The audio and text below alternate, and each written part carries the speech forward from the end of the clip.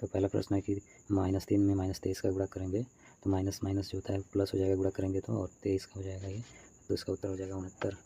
फिर इसके बाद x बराबर 2, y बराबर 3 और z बराबर 4 है। तो अब इसमें x और y का मान रखेंगे और z का, तो 2 में x का जगह करेंगे तो 2 दूनी 4 प्लस ये 3 में 3 का करेंगे तो 9 और ये z का मान है 4, तो जोड़ेंगे तो 9 4 13 6 17, तो इसका उत्तर हो जाएगा 17। फिर इसके बाद होता है कि संलग्न चित्र में ABC का परिमाप, परिमाप का मतलब होता है जितने भी भुजा होते हैं सभी भुजाओं को जोड़ दिया जाता है। तो इसमें जोड़ेंगे तो 2x plus 3y plus z, तो इसका उत्तर हो गया तीसरा। किसी संख्या का 1/3 भाग 24 के बराबर है तो वह संख्या होगी, तो किसी भी, तो मान लेंगे x है तो x का तिहाई भाग जो है ये 24 के बराबर है। तो अब x निकालेंगे तो 24 गुणे 3 यानी 24 3 72, तो इसका उत्तर हो जाएगा 72। फिर अगला सवाल है कि एक त्रिभुज के कोणों में 2 3 4 का अनुपात है, तो कोण होंगे तो अंतर कोणों का योग होता है 180। ये मान लेंगे 2x 3x 4x बराबर 180, तीनों को जोड़ दिए तो ये 180 के बराबर होगा। तो 4 3 7 2 9x बराबर 180, तो x बराबर हो जाएगा 180/9 यानी 20। तो x का मान आ गया 20, और अब जो माना गया है 2x 3x इन सब में 20 x का गुणा करेंगे तो पहला हो जाएगा 2 40, इसमें 3 में 20 का गुणा करेंगे तो 60, और ये फिर 80, तो इस तरह से उत्तर हो जाएगा इसका तीसरा। दो परिमेय संख्याओं का गुणनफल, दो परिमेय संख्या है तो इनका गुणनफल -5/6 है। दो परिमेय संख्याओं का गुणनफल -5/6 है, उसमें से एक परिमेय संख्या -7/12 है। तो मान लेंगे पहली x है और गुणे -7/12, दोनों का गुणनफल जो है -5/6 है। तो माइनस से माइनस कैंसिल कर देंगे, और उसके बाद जब x निकालेंगे तो ये 7/12 इधर गुणे में इधर जाके भाग में होगा, तो इसकी जो होगी संख्या ऊपर के नीचे हो जाएगी, तो 12/7 कटा देंगे, 6 दूनी 12 और 5 दूनी 10/7, तो इसका उत्तर हो जाएगा 10/7, इसका उत्तर हो जाएगा। फिर अगला सवाल है कि x + 1/x बराबर 4, तो x² प्लस 1/x² का मान, तो इसको अगर पूरा हल करके अगर उतारेंगे निकालेंगे इसका, तो इसमें दोनों पक्षों का वर्ग करना पड़ेगा, यानी x + 1/x का होल स्क्वायर बराबर 4 का वर्ग। तो इस तरह से करके निकालेंगे तो उसका उत्तर आ जाएगा 14। इसका एक शॉर्टकट होता है कि जो ये इसका राइट साइड में जो संख्या होती है तुरंत इसका वर्ग करके उसमें से 2 घटा देते हैं, तो 4 का वर्ग 16 - 2, तो इसका उत्तर हो जाएगा 14।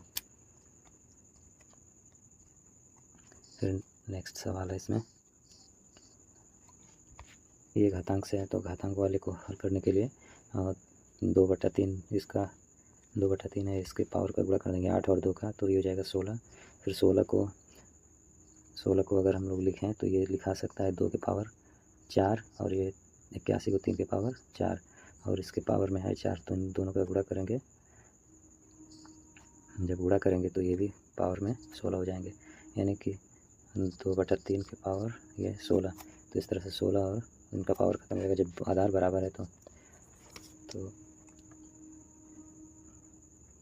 इस तरह से इसका उत्तर हो जाएगा।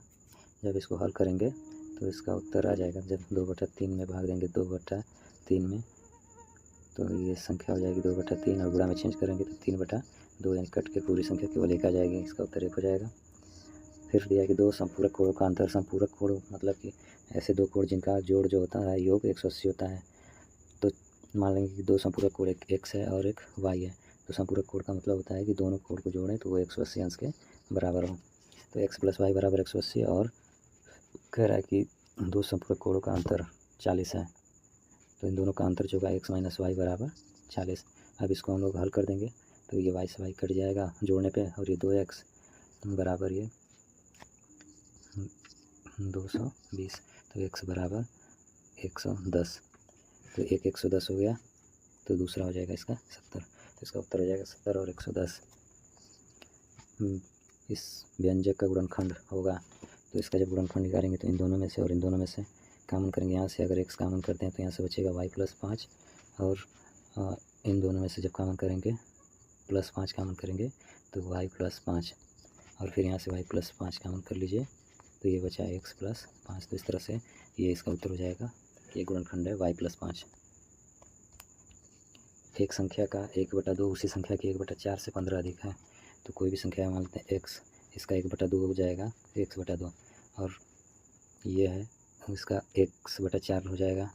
कह रहा है कि x बटा 2 x बटा 4 से 15 अधिक है। तो हम इसको हल करेंगे तो इसको इधर लाएंगे तो x बटा 2 माइनस x बटा 4 बराबर 15। तो हल करने पे इसका आ जाएगा x, ये इसका लसा लेंगे 4, तो ये 2x माइनस x बराबर 15।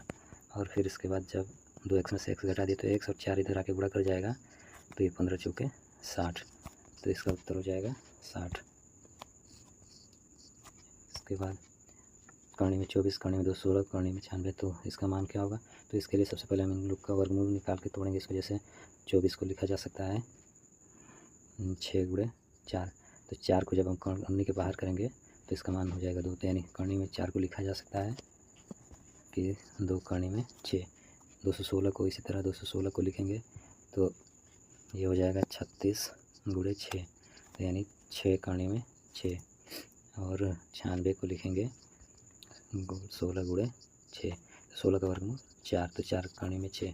अब इन सबको हल करेंगे तो ये हो गया 2 करनी में 6 गुणे 6 करनी में 6 और बटे में 4 करनी में 6, ये प्लस है। इसमें से कॉमन करेंगे तो ये करनी में 6 करनी में 6 कट गया, तो बचा ये ऊपर 8, 6 2 8 हो जाएगा और नीचे 4 से भाग देंगे तो इसका उत्तर 2।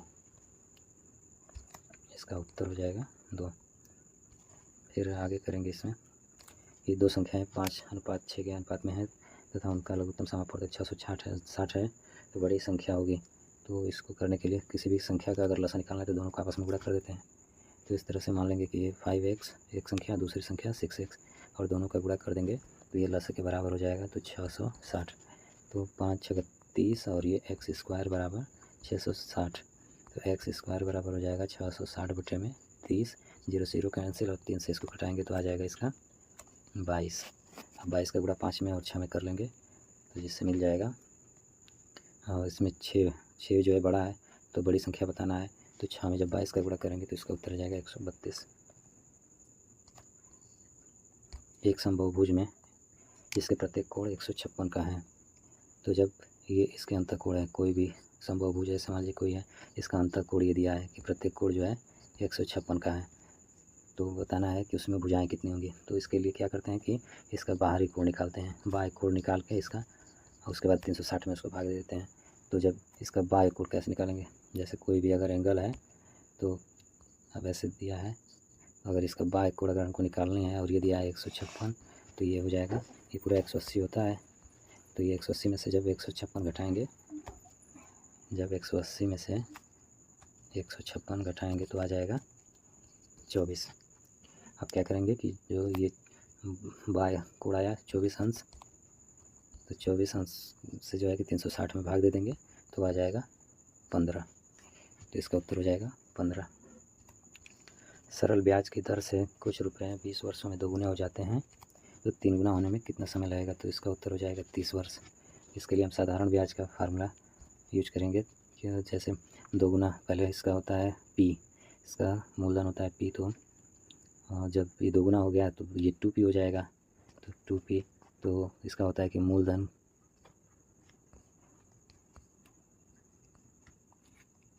होता है कि साधारण ब्याज बराबर मूलधन गुणे दर, r से इसको दिखाते हैं, और टाइम बटे में 100, और इधर होता है साधारण ब्याज।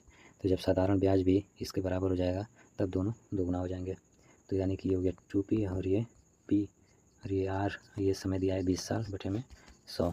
तो इस तरह से जब इसको हल करेंगे तो p से p कैंसिल, तो r बराबर आ जाएगा, ये 2 से 2 कट गया, r बराबर ये 10 इधर चला जाएगा 10%। तो जब 10% आ गया तो जब हम इसी तरह से निकालेंगे 3 गुना पे, तो यानी 3p पे जब निकालेंगे कि मूलधन 3p हो गया, ये p पहले से, और r आ गया 10, और इसमें टाइम अब पूछ रहा है, टाइम बताना है, और नीचे 100। अब इसको हल करेंगे तो इसका आ जाएगा t बराबर 30 साल। अगला सवाल है कि एक डोरी से एक समबाहु त्रिभुज, एक वर्ग और एक वृत्त बनाया जाता है, यानी एक बराबर, सभी एक बराबर हैं, समबाहु त्रिभुज भी, वर्ग भी और वृत्त भी। अब इन तीनों का परिमाप एक बराबर हो जाएगा, तो कह रहा है कि परिमाप, तो बताओ कि क्षेत्रफल किसका अधिक होगा, तो वृत्त का क्षेत्रफल अधिक होगा। 1/3 और 1/2 के ठीक बीच की परिमेय संख्या। तो जब भी परिमेय संख्या निकालनी रहती है बीच की, तो दोनों संख्या को जोड़ करके और उसके बाद उसमें 1/2 से गुणा कर दिया जाता है। तो जब इसको हल करेंगे तो ये आ जाएगा, ये 3 दूना 6 हो जाएगा इसका लसा, और ये 5। तो इस तरह से हो जाएगा 5/12, 5/12 हो जाएगा। फिर नेक्स्ट है कि एक रेलगाड़ी 320 मीटर लंबी है, तो इसकी दूरी हो गई, ये इसकी दूरी हो गई 320 मीटर, इस और 72 किलोमीटर इसका चाल हो जाएगा, इसका 72 किलोमीटर पर आवर्स पर घंटा। तो हम लोग क्या करेंगे कि चाल को पहले बदलेंगे मीटर पर सेकंड में।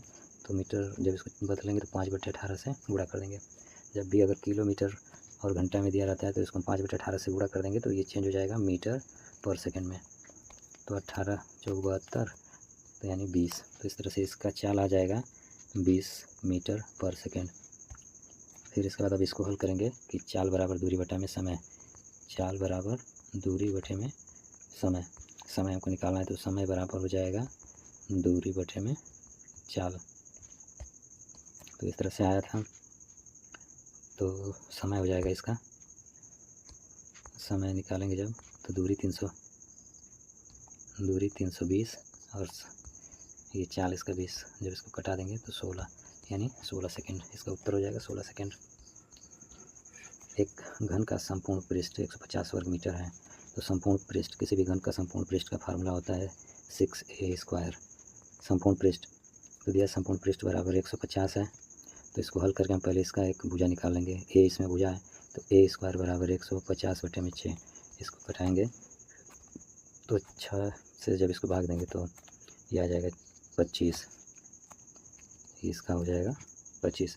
a² बराबर 25, तो a बराबर हो जाएगा 5, यानी आ गया a बराबर 5।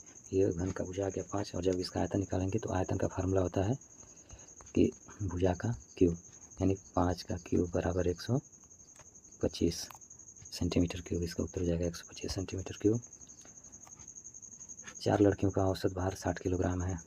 तो इसको भी हल करेंगे तो औसत का फार्मूला होता है कि औसत बराबर सबको जोड़ करके और जितनी संख्या रहती है उससे भाग दे दिया जाता है। तो 4 लड़कियां हैं, तो जब 4 लड़कियों का औसत भार 60 दिया है तो इसका मतलब कि सबका सम हो जाएगा, होता है कि औसत बराबर